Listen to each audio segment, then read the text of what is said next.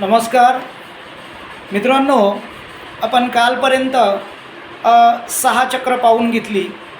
आज आपण 7वं चक्र म्हणजे सहस्रार चक्र पाहणार आहोत. 7 चक्र कोणती? तर पहिलं तुमचं मूलाधार चक्र. मूलाधार चक्र हे पृथ्वी तत्वाचं नेतृत्व करत आहे. त्यानंतर स्वादिष्ठान चक्र. स्वादिष्ठान चक्र हे जलतत्वाचं प्रतिनिधित्व करत आहे. त्यानंतर तिसरं मणिपुरम चक्र, त्यालाच नाभीचक्रसुद्धा म्हणतात. नाभीचक्र हे अग्नितत्वाचं प्रतिनिधित्व करत आहे.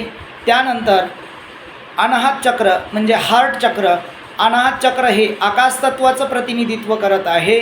त्यानंतर कंठचक्र म्हणजेच विशुद्धी चक्र हे वायुतत्वाचं प्रतिनिधित्व करत आहे. आपण काल अशा स्वरूपाने आपण इथून पाठीमागं हे 6 चक्र पाहिले, 5 चक्र पाहिले आणि त्यानंतर 6वं चक्र म्हणजेच आज्ञाचक्र. आता आज्ञाचक्र काय आहे? तर 5 तत्वाला पार केल्यानंतर शिवतत्व चालू होतं आणि ते शिवतत्व म्हणजेच आज्ञाचक्र आहे. आणि शिवतत्व हे सत्य जाणणार आहे. शिवतत्वामध्ये सर्व गोष्टी सत्यता येते, सातत्य येते आणि जीव आपल्या खऱ्या स्वरूपाला जाणत असतो. ते म्हणजेच शिवतत्व. आणि शिवतत्व आता त्यानंतर जे येतं शिवतत्वानंतर ते म्हणजेच सहस्रार चक्र हे ब्रह्मांडाशी इन्क्लुडेड आहे.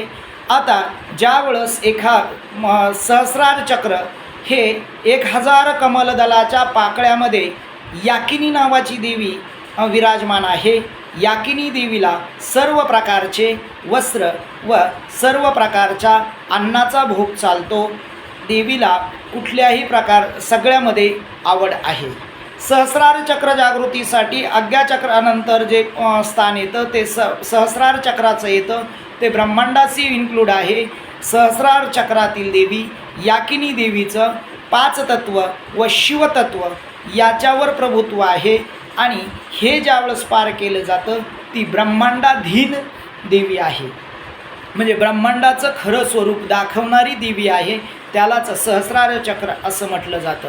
म्हणजे जो आत्मा रज तम सत्व या 3 गुणाला पार करतो व 5 तत्वावर विजय मिळवतो.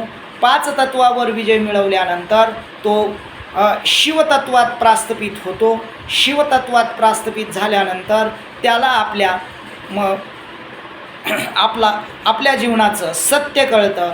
आणि सत्य कळाल्यानंतर तो आत्मा सत्याच्या वाटेनं सत्य कळल्यानंतर त्याला भूत भविष्य वर्तमान या तिन्ही काळाची ओळख होते, जाण होते. म्हणजेच त्याचा तिसरा डोळा उघडला जातो. त्रिनेत्र चालू होतात. अशा आत्म्याला सहस्रार चक्रात जाण्यासाठी खरा रस्ता सापडत असतो. मग अशा जीवाला कुठल्याही प्रकारची आशा, अपेक्षा, आकांक्षा, अभिलाषा असं कुठल्याही प्रकारची काही उरत नाही. कारण त्यानं आपल्या जीवाचं सत्य जाणलेलं असतं. आध्यात्मिक गोष्टीच्या ज्ञानातून तो ज्यावेळेस सहस्रार चक्रात पदार्पण करतो. सहस्रार चक्रात पदार्पण करताना त्या आत्म्याला प्रथमतः सर्व गोष्टीची जाण झाल्यानंतर तो आत्मा प्रथमतः आध्यात्मिक ज्ञानाच्या बळावर आपल्या इंद्रियांना ताब्यात घेत असतो. ज्या आत्म्यानं आपल्या इंद्रियावर विजय मिळवला तो आत्मा मनाला काबू करत असतो. मनाला काबू करणं एवढं सोपं नाही आहे. मनाला काबू करण्यासाठी भरपूर अशा प्रकारचं आध्यात्मिक ज्ञानाशी घडून राहावं लागतं. पण आध्यात्मिक ज्ञानाच्या बळावर सहजासहजी मनावर ताबा मिळवता येतो. आणि ज्या जीवानं मनावर ताबा मिळवला तो आपल्या बुद्धीला जाणत असतो.